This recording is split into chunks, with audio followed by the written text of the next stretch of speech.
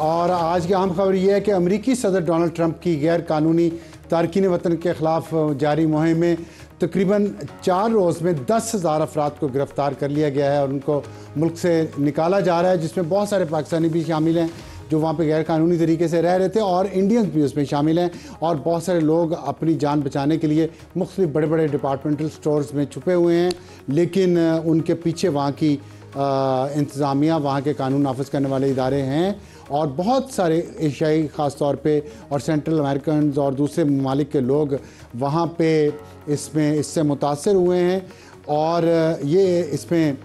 ابھی تک جنہوں نے سیاسی پناہ پاکستان سے جانے والوں نے حاصل کیا ان کا تو کسی کا نہیں ابھی پتہ چلا کہ ان میں سے کسی کو ڈیپورٹ کیا گیا، لیکن غیر قانونی جو وہاں پہ مقیم تھے ان کو کیا جا رہا ہے، اور یہ انہوں نے وعدہ کیا تھا اپنی انتخابی مہم میں، اور اس کے بعد انہوں نے حلف اٹھاتے جو سب سے پہلے جو انہوں نے ایگزیکٹو آرڈر جاری کیا اس میں بھی انہوں نے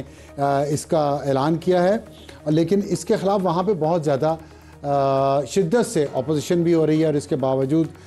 کہ جو ابھی حال ہی میں وہاں پہ واشنگٹن ڈی سی میں ایک طیارے میں مسافر بردار ہوائی جہاز میں اور ایک ہیلی کاپٹر میں جو حادثہ ہوا ہے اس میں ٹرمپ نے جو پوزیشن لی ہے اور اس کا بلیم دیا ہے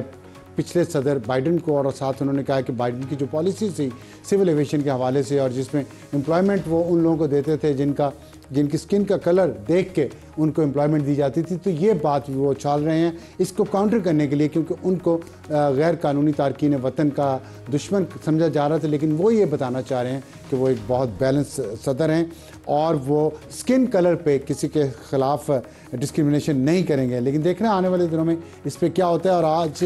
کیا ہمارا پروگرام اس کا تعارف ہماری آج کی ٹاپ سٹوری ہوگی، پی ٹی آئی عدلیہ محاذ گرم اور کیا حکومت اس سے مشکل میں ہے، کیونکہ 8 فروری کو پی ٹی آئی نے دوبارہ اعلان کیا ہے کہ وہ اب پورے ملک میں مختلف جگہوں پہ مظاہرے کریں گی، لیکن خاص طور پہ صوبہ خیبر پختونخوا میں وہ ہر جگہ کو، ہر سڑک کو بند کر دیں گے، اس کا رابطہ پورے ملک سے منقطع کر دیں گے، اور پھر اس کے بعد انہوں نے کہا کہ ہم اسلام آباد بھی کسی دن آئیں گے، وقت نہیں انہوں نے بتایا، لیکن ایک نئی تحریک کا آغاز ہو رہا ہے، اور اس کی وجہ یہ ہے کہ صوبہ خیبر پختونخوا میں نئے صدر پی ٹی آئی کے مقرر کیے گئے ہیں جنید صاحب، اور انہوں نے کہا کہ میں 9 مئی جنہوں نے کیا ان کو رلاؤں گا اور میں ان کو عبرت کی مثال بنا دوں گا۔ اب یہ ہارڈ لائنرز کا ٹائم ہے، تو دیکھتے ہیں کہ پی ٹی آئی اگر اسی راستے پہ چلتی ہے جس پہ ایک طبقے کا خیال یہ ہے کہ پی ٹی آئی کی جو کچھ لوگ ہیں یہاں پہ کچھ قیادت ہے، اور پی ٹی آئی کے جو سپورٹرز ان کے لیے نرم گوشہ رکھنے والے یوٹیوبرز جن کی اکثریت ملک سے باہر ہے، لیکن کچھ لوگ یہاں بھی موجود ہیں، وہ اپنا پیسہ کمانے کے لیے خان صاحب کو ایک ایسے کونے میں لے گئے ہیں جہاں سے خان صاحب ایسی بند گلی میں لے گئے ہیں جہاں سے خان صاحب کو باہر نکلنے نہیں دے رہے، کیونکہ جیسے کہ رانا ثناء اللہ صاحب نے ہمارے پروگرام میں 2 دن پہلے کہا تھا کہ عمران خان کو مائنس نہیں کیا جا سکتا، جس کا مطلب یہ ہے کہ عمران خان ایک سیاسی حقیقت ہیں، اور اگر عمران خان سیاسی حقیقت ہیں، سیاست میں رہنا ہے تو وہ بات چیت اور مذاکرات سے آگے بڑھ سکتے ہیں، لڑ کے نہیں۔ لیکن باہر بیٹھے کچھ یوٹیوبرز اور کچھ پاکستان میں رہنے والے یوٹیوبرز اور کچھ پی ٹی آئی کے لیڈرز جن کے مفادات جڑے ہیں، وکیل بھی ان میں ہیں، وہ یہ چاہ رہے ہیں کہ خان صاحب جیل کے اندر رہیں اور اسی طرح ایک ہارڈ لائن لے کے رہیں تاکہ ان کے ڈالرز کی آمدنی جاری رہے، سفر کرے تو خان صاحب اور پی ٹی آئی کا ورکر۔ اس پہ ہم آج کے پروگرام میں بات کریں گے، اور اس کے بعد ہمارا آج کا ہاٹ ایشو، فیک نیوز کا مقابلہ صرف پی کا قانون سے ممکن ہے یا نہیں، اس کے لیے ہمیں جوائن کریں گے عارف شہزاد جو سوشل میڈیا ایکٹیوسٹ ہیں، ماہر نفسیات بھی ہیں، ڈنمارک سے یہاں پہ آئے ہیں، ان سے ہم پوچھیں گے کہ کیا کیا دنیا میں فیک نیوز کا مقابلہ کرنے کے لیے ہو رہا ہے، کتنے سخت قوانین ہیں، کیا صرف پاکستان میں ہی ہیں یا دنیا میں بھی ہیں، اور ہمارا آج کا ایڈیٹوریل ہوگا کہ اسلام آباد نہ رہا، یہاں پہ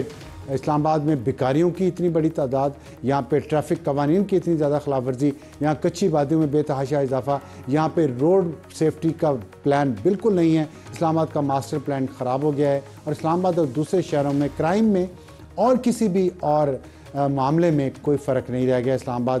دا بیوٹیفل، اب اسلام آباد دا بیوٹیفل۔ تو چلتے ہیں ہمارے آج کی top story, P T I عدلیہ محاذ گرم، حکومت مشکل میں۔ ہمیں جوائن کیا ہے بیرسٹر عقیل ملک، مشیر ہیں وزارت قانون کے اور MNA پاکستان مسلم لیگ نون کے۔ بیرسٹر صاحب السلام علیکم، بہت شکریہ ہمیں جوائن کرنے کا۔ السلام علیکم صاحب۔ یہ بتائے گا کہ اپوزیشن نے گرینڈ الائنس کی تیاری شروع کر دی ہے، پی ٹی آئی احتجاج کرنے جا رہی ہے 8 فروری کو، اور ان کے جو صوبائی صدر ہیں جنید صاحب، انہوں نے کہا ہے ہم جنہوں نے 9 مئی کیا ہم ان کو رلائیں گے، اور ہم سڑکیں بند کر دیں گے، تمام خیبر پختونخوا کی اس کا رابطہ ملک سے منقطع کر دیں گے. اور پھر انہوں نے سول سوسائٹی کو بھی کہا ہے اس میں حصہ لیں، اور میڈیا پہ آپ نے پیکا لگا دیا ہے. اسلام آباد ہائی کورٹ کے ججز نے الگ خط لکھ دیا ہے کہ آپ یہاں پہ چیف جسٹس باہر سے لا رہے ہیں. سپریم کورٹ کے کچھ ججز الگ سے آپ کے لیے مسائل بنے ہوئے ہیں. تو کیا رہی ہے حکومت اتنے سارے محاذوں پہ؟ پی ٹی آئی ہے، پوری اپوزیشن ہے، عدلیہ ہے. کیسا لگ رہا ہے آپ کو حکومت کرنا؟ بسم اللہ الرحمن الرحیم. افسار صاحب بہت بہت شکریہ. دیکھیں، ایک ہی سوال میں آپ کے بڑے سوال ہیں، اور میں یہ بالکل ضرور کہوں گا کہ مشکلات ضرور ہیں، ڈیفیکلٹی ضرور ہیں. ہر روز ایک نیا چیلنج ہوتا ہے حکومت کے لیے، کیونکہ پاکستان کی اکانومی ہمارے لیے بھی فوکس ہے، اور ہمارا سول جو فوکس ہے پاکستان کی معیشت اور پاکستان کی عوام کی فلاح ہے. لیکن آپ دیکھیں کہ مختلف جب ادارے جو حکومت کے کام میں خلل ڈالنے یا رکاوٹ ڈالنے میں تمام تر معاملات، کیونکہ سپریشن آف پاورز کا کانسیپٹ ہی ہے ہر ادارے کو اپنے دائرہ کار میں رہ کے، اور آئین پاکستان نے وہ حدود جو ہے وہ مختص کی ہوئی ہے، اس میں رہ کے اگر کام کریں تو ملک بالکل پھلے گا، پھولے گا، آگے بڑھے گا. لیکن یہاں پہ انفارچونیٹلی یہ بڑا دیکھا جاتا ہے کہ لیجسلیچر کے کام میں جو ہے وہ، یا ایگزیکٹو کے کام میں مداخلت بارہا دفعہ کی بھی گئی. پاسٹ کئی ایگزامپلز ہیں، آپ نے دیکھا تمام تر معاملے پہ. جہاں پہ آپ نے پی ٹی آئی کی بات کی، تو میں نہیں سمجھتا کہ اپوزیشن کے گرینڈ الائنس کی جو آپ بات کر رہے ہیں، پہلے تو مولانا صاحب کے تحفظات دور کریں. اور اس کی وجہ یہ ہے کہ مولانا صاحب کو بہت زیادہ تحفظات ہیں کے پی کی حکومت پہ، اور بالکل وہ درست کہتے ہیں. انہوں نے کئی دفعہ کہا کہ یہ 47 کی حکومت ہے کے پی صوبے میں، اور پہلے تو وہاں پہ کمیشن بنائیں. نہیں، لیکن مولانا صاحب نے آپ کی حکومت پہ بھی اعتراضات کیے ہیں، آپ سے بھی ناخوش ہیں، پیکا قانون پہ بھی وہ ناخوش ہیں. تو آپ تو ان کی شکایتیں دور نہیں کر رہے ہیں نا، تو وہ آپ کہہ رہے ہیں صوبائی حکومت سے کروائیں. نہیں، بالکل. دیکھیں انہوں نے رابطہ صدر پاکستان سے کیا، صدر پاکستان سے ان کی اس معاملے پہ بحث ہوئی یا بات ہوئی ہے، جو بھی معاملہ ہوا وہ میڈیا نے رپورٹ کیا. ہم نے تو ابھی بھی میڈیا کی جوائنٹ ایکشن کمیٹی جو ہے اس کو دعوت دی ہے. میں نے خود بذات خود کہا کہ میں بیٹھنے کے لیے تیار ہوں. اسی طرح عرفان صدیقی صاحب نے بھی کہا، اسی طرح عطاط طاہر صاحب نے بھی کہہ دیا، اور ہم متواتر طور پہ کہہ رہے ہیں کہ بالکل اس میں مزید بہتری آ سکتی ہے. آپ ہمارے ساتھ بیٹھیں. یہ نہیں ہو سکتا کہ سوشل میڈیا کو بالکل ایک مادر پدر آزاد جو ہے ماحول دے دیا جائے. آپ بھی مانتے ہیں، آپ کی تمام تر صحافتی تنظیمیں اور صحافتی باڈیز مانتی ہیں کہ سوشل میڈیا کو ریگولیٹ ہونا ہے، لیکن اس کے بھی کیونکہ رولز بھی بننے ہیں. تو میں چاہوں گا کہ آپ کی جوائنٹ ایکشن کمیٹی جو ہے وہ کم از کم کوئی مسودہ، کوئی ڈرافٹ ہمارے سامنے رکھے. ہم ان کے ساتھ انگیج کریں گے، اور مین قانون میں بھی تبدیلی آ سکتی ہے. دیکھیں، چلیں، میں پہلے اور آپ سے بات کرنا چاہ رہا تھا، اس پہ میں بعد میں کر لیتا ہوں، پہلے اسی پہ بات کر لیتے ہیں. دیکھیں، پیکا قانون ہے نا آپ کا، اس سے جو ہوگا وہ یہ کہ کچھ میرے جیسے جو لوگ ہیں اس ملک میں رہتے ہیں، یہاں کام کرتے ہیں، بات کرتے ہیں، کوئی اوپر بات کر لی، کوئی نیچے بات کر لی، آپ اس کو پکڑ کے تو اندر کر دیں گے اور ساتھ جرمانہ بھی کر دیں گے. لیکن جو لوگ آپ نے فرار کروا دیے ہیں، جو اصل مسئلہ تھا، جن کی وجہ سے تھا، دیکھیں سچ تو آپ پتہ نہیں کتنا بول پائیں گے یا نہیں، آپ لوگوں نے خود ان کو فرار کروایا پہلے اس ملک سے، جنہوں نے فساد پھیلایا، جس کی وجہ سے یہ پیکا قانون بن رہا ہے. اور اب وہ باہر بیٹھ کے وہی کام کریں گے، کیونکہ آپ نے بھجوایا باہر، آپ کے نظام نے باہر بھجوایا ان کو. تو پکڑے تو وہ گئے. مطلب جو اس وطن سے، اس مٹی سے محبت کرے گا، آپ اس کا امتحان کیوں لیتے ہیں؟ وجہ بتائیں مجھے. ابصار صاحب، میں بالکل آپ کی بات سمجھ بھی گیا ہوں، اور آپ کا جس طرف اشارہ ہے میں وہ بھی سمجھ گیا ہوں. اور میں بالکل سچ کا ساتھ دیتے ہوئے، سچ بولتے ہوئے میں یہ ضرور کہوں گا کہ اگر کوئی شخص کوئی بالکل ایک ملک سے باہر گیا ہے، اور جس طرح کا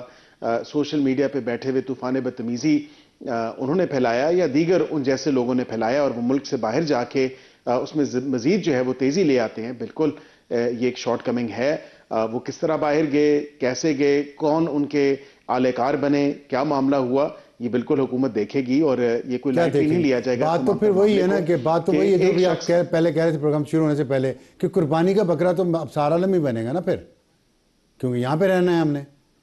دیکھیں، آپ ایک جید صحافی ہیں، آپ بالکل درست کہہ رہے ہیں کہ آپ ایک جید صحافی ہیں. آپ فیک نیوز بھی نہیں پھیلاتے، آپ حقیقت پہ بات کرتے ہیں، آپ فیکٹس اینڈ فگرز کے ساتھ بات کرتے ہیں، آپ اپنی سورسز آپ کے پاس ہوتی ہیں. کیونکہ آپ باخبر صحافی ہیں، آپ کو بالکل تمام تر چیزوں کا پتہ ہوتا ہے اور آپ کبھی مس رپورٹنگ، مس انفارمیشن، قانون میں حکم اتنے ہیں کہ کسی چیز پہ بھی کبھی بھی پکڑا جا سکتا ہے. اگر کسی نے پکڑنا ہوگا تو پکڑ لے گا. میں تو یہ کہہ رہا ہوں.